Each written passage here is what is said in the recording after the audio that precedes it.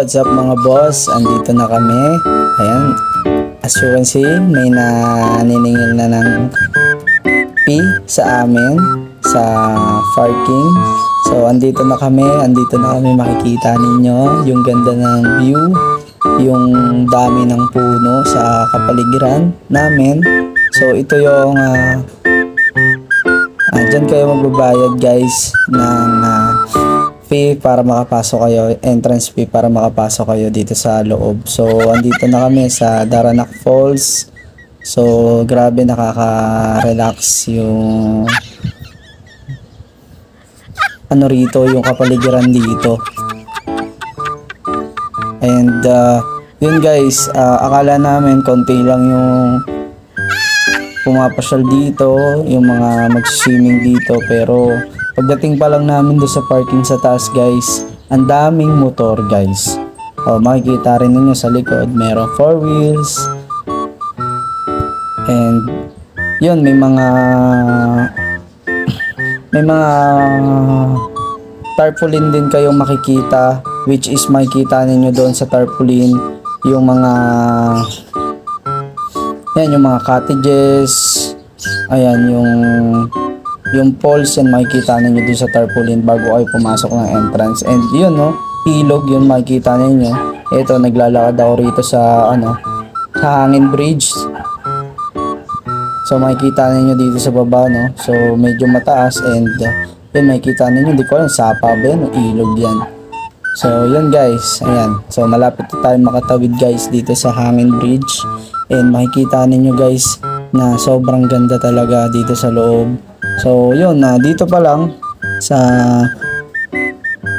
pagkatapos na namin makatawid sa hangin bridge, ayan, so napakaraming cottages dito. And yun, may sari-sari store din dyan guys. And meron din dyan palang PisoNet, which is kung wala kayong signal, kasi kapag nandito kayo sa loob guys, wala pong signal ang inyong mga SIM. So guys, meron po dyang PisoNet na pwede po kayong maghulog na 5 piso, good for 30 minutes. Kung gusto nyo mag TikTok or mag live, ayan, para makakonect po kayo ng wifi. So malakas naman yung internet connection dito. And grabe nga yung pakiramdam ko dito. So na-amaze talaga ako kasi first time ko pumunta namin dito. And grabe talaga, naramdaman ko na ang lamig-lamig dito kasi nga yung dami ng puno, tapos yung hangin, kaya nagre-release siya ng maganda at maaliwalas na hangin dito sa loob ng nature na to. Grabe. So yun guys, humahanap lang kami dito ng cottage na pagpepestuhan namin, kaya medyo tinitingnan-tingnan pa namin kung saan namin magugustuhan na pumesto, no. So guys, huwag niyo na makalimutan na mag-subscribe dito sa aking YouTube channel and mag-follow kasi i-upload natin to sa aking Facebook page. And yun guys, first time lang natin dito. And sa mga nagbabalak pumunta sa mga ganitong kagandang waterfalls, ayan, dito na kayo pumunta sa Daranac Falls, Tanay Rizal guys. Ayan, so yun. Maraming salamat nga pala sa tropa namin butihin, si Steve, kasi kung di dahil sa kanya guys, hindi ako makaka-experience makarating dito sa Daranac Falls. Ayan, so yun, naglalakad na kami rito paakyat guys. So hindi naman kataasan guys yung hagdan, pero mas mainam na rin na magdala kayo ng additional na pangpaano. So kung magdala ka ng tsinelas or sandals or yun, kasi para may magamit din kayo guys, kasi mahirap din kapag nakasapatos kayo. Make sure na talaga mapuputikan talaga yung mga paa ninyo. Kaya yan guys, ayan. So yun, nakita kami guys. Samahan nyo lang ako sa aking video na to guys. Ayan, so pagdating pala namin dito guys sa sa taas, so ang gaganda rin ng mga cottages dyan. Ayan, so yun, meron pa rin tindahan dito guys.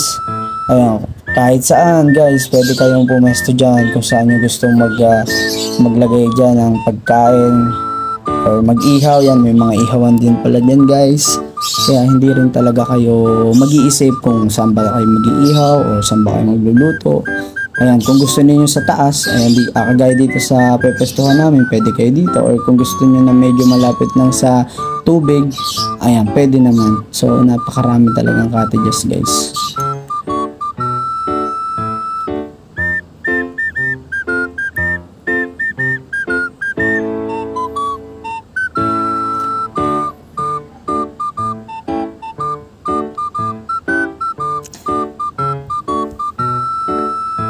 So ayan guys, makikita nyo naman, tinututo ko na sa ano yung pinaka main view, yung aking cellphone. Ayan, makikita nyo, grabe guys, bumabagsak na ng malupet ang tubig galing sa taas. Ayan, grabe guys.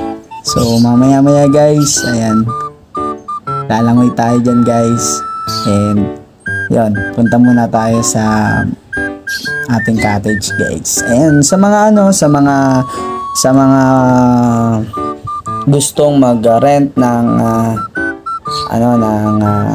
safety gear, no, kasi may safety gear din dyan, kagaya ng mga salbabida, life vest. Kaya pwede po kayong, kahit hindi na kayo magdala, or kung may dala kayo pwede rin naman. Kung wala kayong dala, may mga pinaparentahan sila dyan para na rin, kasi medyo sabi nila malalim kasi yung tubig, medyo malalim, kaya for safety na rin. So yun, mayroon silang pinaparentahan, hindi naman kamahalan, pero yun, maganda naman siya, and yun, makakapamili kayo ng iba't iba. So guys, eto na, makikita ninyo guys, sobrang ganda guys. So may nakapagsabi rin sa akin guys na dinarayo daw talaga itong Danarak Waterfalls na to guys. Dinarayo daw talaga to ng mga celebrity, ng mga vloggers, itong place na ito, kasi sobrang ganda nga. And andito tayo ngayon, nakikita natin na totoong maganda talaga rito guys. And guys, makikita nyo rin dito, pag lingap ko din sa taas, meron dyan CCTV guys. So may mga CCTV rin dito guys na for safety purposes na rin, sa mga may gamit, may dalang gamit, personal na gamit, and sa mga nagsiswimming, just in case na malunod guys, merong CCTV dyan for the safety purposes din guys. Yes sir, yes sir. Look at the view guys, grabe, sobrang saya ko sa part na to guys, kasi grabe yung bagsak sa akin ng tubig galing sa taas. So nakakapagpa-relax guys, nakakapagpa-relax sa buong katawan ko guys, and napakalamig din ng tubig. Grabe talaga, nakakawala ng stress talaga guys. Yes sir. Yan.